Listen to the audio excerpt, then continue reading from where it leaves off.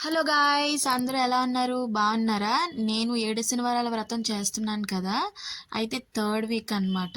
ఇవాళ నేను ఎలా చేశాననేది మీకు క్లారిటీగా చూపించేస్తాను. వీడియోస్‌లో నేను లాంగ్ వీడియో అప్లోడ్ చేస్తానని చెప్పాను కదా! ఇప్పుడు అప్పుడే లాంగ్ వీడియోస్ వద్దు అని నేను అనుకుంటున్నాను. ఎందుకు అంటే ఇప్పుడే కదా ఛానల్ స్టార్ట్ చేశాను. అప్పుడే లాంగ్ వీడియోస్ ఎందుకు అని అనిపిస్తుంది. అందుకే లాంగ్ వీడియోస్ అనేది అప్లోడ్ చేయట్లేదు. చేసుకునే రోజైతే నేను చాలా కోపంగా ఉన్నాను. ఎందుకంటే ప్రకాష్ నేను చెప్పినవి ఏమీ తేకుండా వాటికి రివర్స్‌లో తెచ్చాడనమాట. అన్నీ కూడా చాలా కోపంగా రెడీ అయ్యి అన్నీ రెడీ చేశాను అనమాట.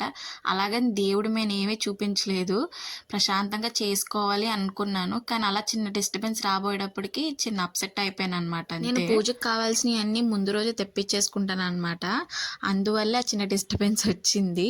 అయినా అన్నీ సరే అన్నీ బాగా జరిగాయి. ప్రసాదాలు కానీ అలంకరణ కానీ ప్రతిదీ కూడా చాలా బాగా జరిగింది అనమాట. పూజ విషయానికి వస్తే చాలా అంటే చాలా బాగా చేసుకున్నాం అనమాట. మేమే ఎక్స్పెక్ట్ చేయలేదు, ఎప్పుడు చేయలేదు కదా, ఇంత బాగా జరిగింది ఏంటి అనుకున్నాము.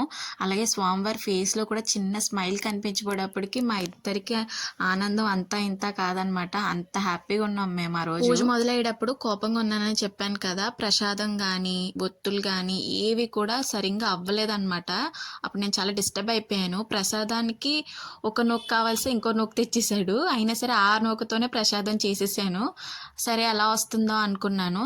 తర్వాత దీపాల విషయాలకు వచ్చేసరికి దీపాలు అనేవి బ్రేక్ అయిపోతున్నాయి అనమాట. చేసే కొద్దీ బ్రేక్ అయిపోతూ ఉంటే అప్సెట్ అయిపోయాను అనమాట. ఏంటి ఇలా జరుగుతుంది అని అప్సెట్గా చేశాను. ఎంత కష్టంగా జరుగుతుంది ఏంటి అనుకున్నాము.